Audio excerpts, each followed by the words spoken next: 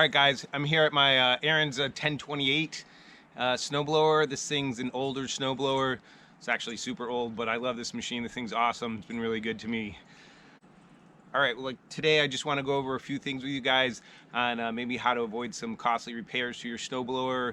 I noticed a few years ago, not a few years ago, some time ago actually, but Ariens shear pins they started making were way harder than the older ones, and they wouldn't shear, and so I ended up blowing the transmission in this thing, and they don't make that gear anymore for the auger. And so I was lucky enough to find someone that made that gear.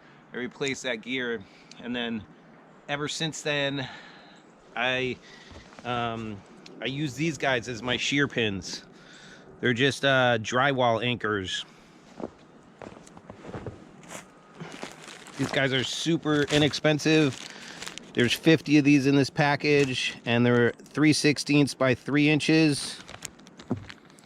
And I think for this whole package I paid like 15 or 20 bucks. And then every time I snow blow, I just take like 3 or 4 of these and I put them in the pocket of my little suit here, and then I go through at least one of these every time. And so the reason why I use these, first of all, they're cheap, they're long enough, and this is advantageous, which I'll show you in a second.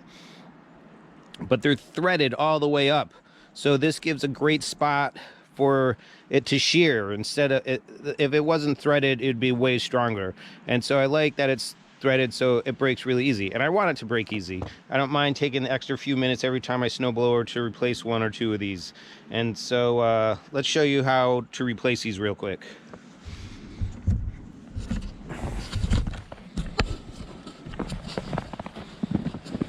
So I had to replace this today, so I'm just going to take this out real quick and show you how to replace this. This isn't rocket science or anything, so.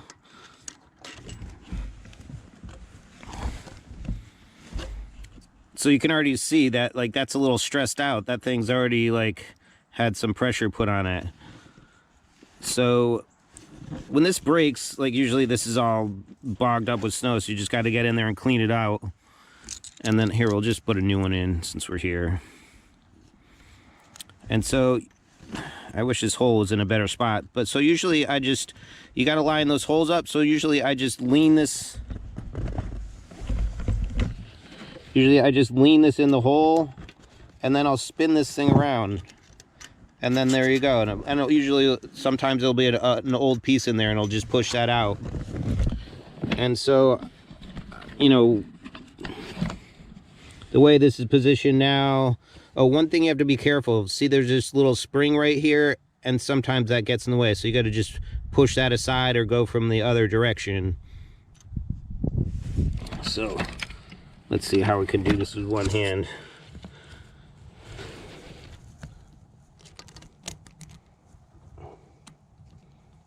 So sometimes it's a little more difficult than others. This time it just went right in. Sometimes it takes me a minute to get it in there, but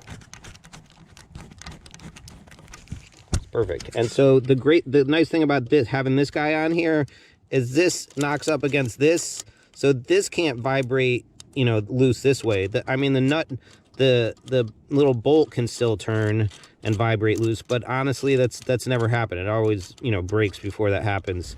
And so I just leave it like that, just loose like that. And it's no big deal, and it's easy to get on and off. Yeah, so they make different sizes with one of these, and maybe start with a smaller size like this, and if you don't like it, just knock the diameter up a little bit. It's up to you, but these break way easier than the shear pins that you'd get from Ariens, so I like going with this.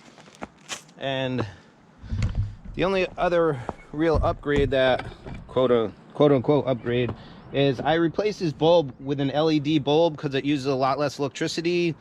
And when I was a kid, I used to ride dirt bikes, and a friend of mine and I were going up a really steep hill, and he was having trouble getting up the hill, and his bike had a headlight on it, and so he turned that headlight off, and that thing just took off up the hill. So I don't know if it was creating a weak spark for the bike or if it was just putting a load on the motor, but I just remember that story, so I put an LED in here. And then another little tip is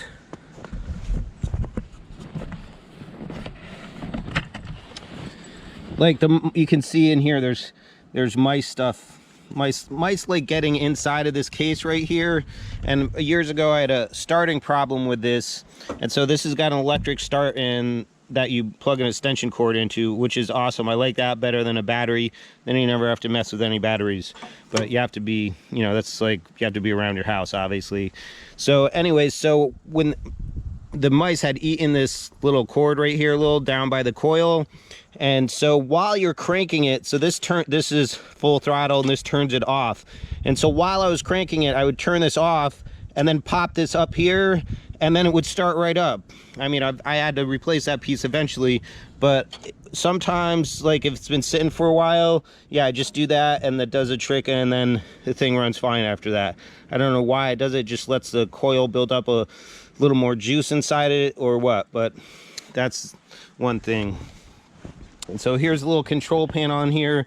This has got a little heater for the grips and stuff, which I love. It makes the whole job way more pleasant when it's super cold out. And all these controls are manual controls, so there's nothing really to break. And here's a little, oh, it's on the other side.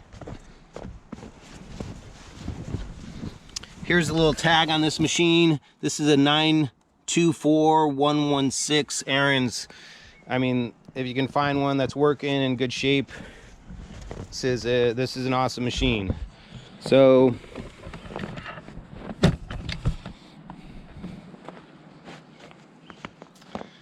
I guess the only other tip that I have would be, so we had a pretty big snowstorm last night. It snowed for like maybe 36 hours or something like that. And so I came out last night before the snow stopped. It had still another like 12 hours or so to go, and I snowblowed. And then I came back this morning after it stopped this morning around 7 a.m. and then I came after that and snowblowed again, and just creates less of a load on the machine. When I came down here, I was just showing you how great this thing handles the machine. But like if you just create less of a load on the machine, it doesn't have to work as hard, the machine's probably going to last a lot longer. So keep that in mind. And you know, machines like a person who work and do hard, they're probably gonna have some problems. So just be gentle with your machine, as gentle as you can, and you probably get a lot more life out of it. So I think that's all I've got for you today. This machine, the only thing I really do this machine, you know, it's really low maintenance. I check the oil in the beginning of the season. I'm sure this thing is way overdue for a change, but it's a pretty great machine.